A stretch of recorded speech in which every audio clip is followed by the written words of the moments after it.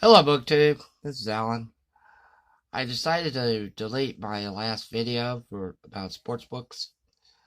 That thing was just way too long, 42 minutes. I'm sorry for those who endured that. That was ridiculous. So I have sports books here. I'm just going to go through them, and that'll be it. The first one is The Game by Ken Dryden. This is the best book about hockey and the best book about sports, period. This is amazing. There's no like other sports autobiographies. There's nothing in the back which tells about his stats. How many championships he won. He won 5 Stanley Cups, but that was it. That's it. And there's no self-aggrandizing on his part. He talks about the players on his team. He talks about the owners. He talks about um, the demise of a lot of stadiums that are taken over by corporations.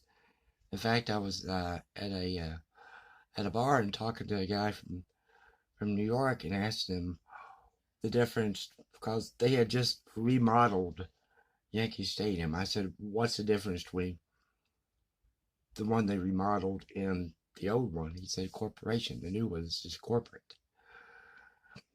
Because I remember watching baseball in the Yankees and Yankee Stadium, and those monuments in center field were actually in play during the game back in the 70s. So it's all corporate, and that's what Ken Dryden points out. And he talks about other players too, like Bobby Orr and Phil Esposito, who calls Ken Dryden a thieving giraffe because Ken Dryden stands 6'4". This is a good one. This is sure he picked this one up. The next one is called The Best Sports Stories of 1947. It's a lot dinged up. It's kind of falling apart, but this shows a panorama of the 1947 sports year and has prize-winning stories. One Strike is Out by the New York Herald Tribune, which talks about the St. Louis Cardinals threatened to forfeit a game against the Brooklyn Dodgers because the Brooklyn Dodgers has a black player on there.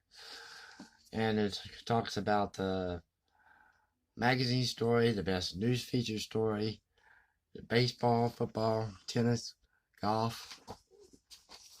And it has in the back, it has the year's headline day by day. It shows you the different pictures. Back here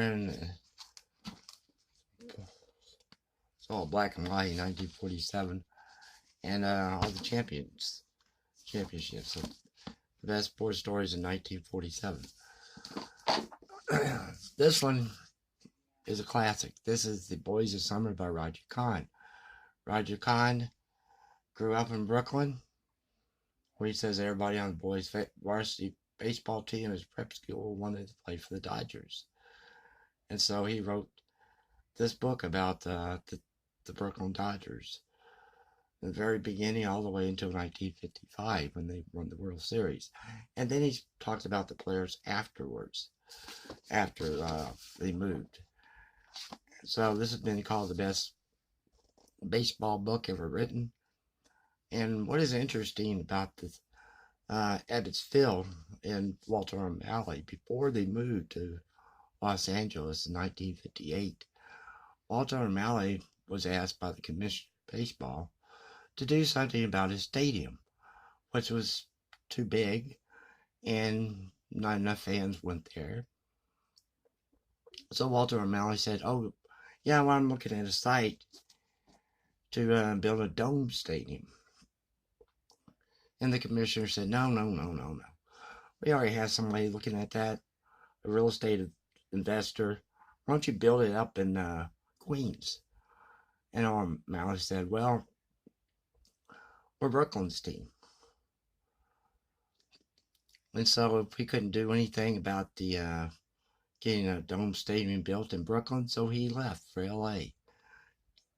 And so the real estate developer's name was Fred Trump, the father of the current president, Donald Trump. Our next book is about sports writing. This is W.C. Hines.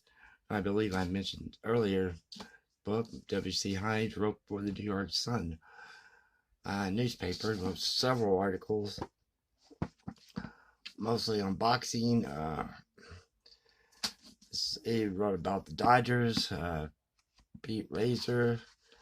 He wrote on different other subjects, boxing, horse racing, a little bit about golf, football. He was the sports writer at the time. And sports writing back then was more of a, narrative prose style than anything else. And W.C. Hines also wrote or co-authored the book MASH under a different name, which was the book was made into the movie, then made into the TV series MASH.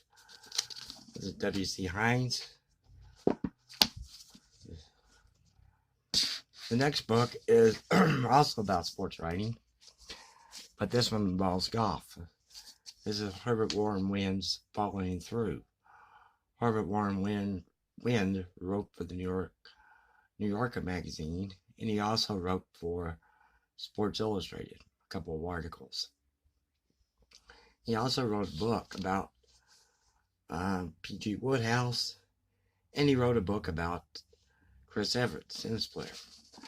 But this just shows his sports golf writing at his best. I haven't read this in a long time. Palmer, Nicklaus player, Babe Zaharias, Watson, Ballesteros, Varden, Hagen, Jones, Nelson, Snead, Hogan, and Gene Sarazen. And he wrote about St. Andrews. He wrote about the Masters. It was the Masters golf tournament where you probably, if you watch it, you probably heard the at the Amen Corner. Well, Herbert Warren Wiend came up with that moniker, Amen Corner, which is the second shot on the 11th hole, all of the 12th hole, and the tee shot on the 13th hole. The last book I have is When the Grass Was Real by Bob Carroll. Bob Carroll was a pro football researcher and historian. He has written several books about football. And this one just shows you the greats of pro football. Like you have Unitas, Brown, Lombardi, Sayers, Butkus, Namath, Bob Hayes, Abner Hayes, Bart Starr, Hank Stram, Van Brocklin, and this is little vignettes, little short stories about the different players.